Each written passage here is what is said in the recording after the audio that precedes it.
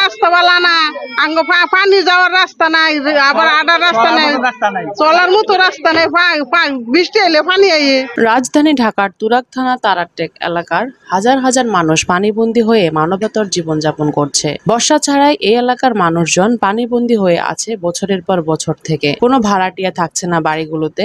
শিক্ষার্থীরা স্কুল কলেজে যেতে প্রতিদিন পাড়ি দিতে হচ্ছে এই ভাঙ্গা রাস্তা এবং দূষিত পানি। তারারটেক মসজিদে প্রায় মনে করেন যে 3000 বা 4000 লোক এই এলাকায় বসবাস করে। তো এইখান থেকে মনে করেন যে ভাদ্র মাস তো অনেক দেরি আছে, কিন্তু আষাঢ় মাস শ্রাবণ মাসের আগের থেকে এখানে এমন ভাবে বৃষ্টি এই রাস্তা আটকা পড়ে যে আরেকটা মানুষদের যাবো বিপদে আপদে, কিবা অনেক বাসাওয়ালার অফিস আদালতে এদিকেও আছে, অনেকে অফিস আদালত বা মসজিদের ইমাম সাহেব বা মহাজন অনেকে আছে, কিন্তু পানি দিয়ে পার হয়ে আসবে এরকম কোনো পরিস্থিতি এখানে নাই। তা আপাতত আমরা চাচ্ছি যে নামাজ পড়তে পারে না, মনে করেন যে পানিটাকে কিভাবে অপসারণ করে উপস্থিত আমরা সুস্থভাবে, মানে মানুষজন ছাত্র ছাত্রী বা অনেক লোক বয়োজ্যেষ্ঠ লোক আছে, মানে সুন্দরভাবে যাতায়াত করতে পারে উপস্থিত, আমরা এটা সমাধান চাচ্ছি। রাস্তাটা ডক করে দেখ, ছাত্র মাত্র যাইতে না, মসজিদ মানুষ যাইতে না, কাপড় চোপড় নষ্ট হয়ে থাকা, হাজার হাজার মানুষ হয় নামাজ পড়তে না। পানিটা আর্জেন্ট করে পানিটা দরকার। ভাড়া গেছে সব, ভাড়াটিয়া চলে গেছে, সব পানিতে কেমন থাকবো, মানে আপনাদের জনজীবন খুব অনেক দুর্ভোগ। এদিকে দুর্গত তারারটেক এলাকা পরিদর্শনে যান বাংলাদেশ জামায়াতে ইসলামী মনোনীত ঢাকা 18 আসনের সংসদ সদস্য পদপ্রার্থী অধ্যক্ষ আশরাফুল হক।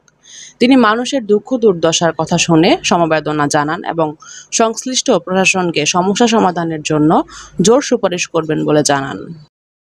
যা যা শুনলাম সেগুলো আসলে শুনলেও খারাপ লাগছে। অনেকের বাসা থেকে ভাড়াটিয়ে চলে গেছে, নামাজ পড়তে গেলে কাপড় চোপড় নষ্ট হয়ে যাচ্ছে, তারপর এলাকার মানুষ বিপদ আপদে বের হতে পারতেছে না দিন রাত। তো এই হলো ব্যাপারটা। এখন রাস্তা হওয়ার ব্যাপারে আমরা মূলত তো ইসলামী তো এখন ক্ষমতায় নাই, কিন্তু তারপরেও তারা মানুষের দুঃখ দশা উপলব্ধি করে কাছাকাছি এসে কমপক্ষে কষ্টের কথাটা উপলব্ধি করার চেষ্টা করছে।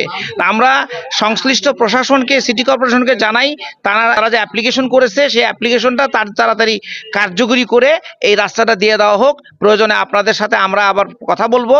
আর দ্বিতীয়ত, আর এখানে পানি জলাবদ্ধতার জন্য এই পানিটা যাতে বের হয়ে যায় সেই সমস্যা সমাধানের জন্য ব্যবস্থা নেওয়ার জন্য আমি অনুরোধ করছি।